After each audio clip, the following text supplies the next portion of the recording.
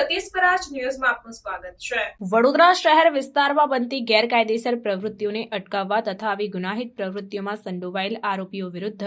કડક અટકાયતી પગલાં લેવા સારું પોલીસના ઉચ્ચ અધિકારીઓ દ્વારા જરૂરી સૂચન અને માર્ગદર્શન આપવામાં આવેલ હોય, જે અંતર્ગત તારીખ 2 જાન્યુઆરી 2025ના રોજ સાંજના સમયે વડોદરા શહેરમાં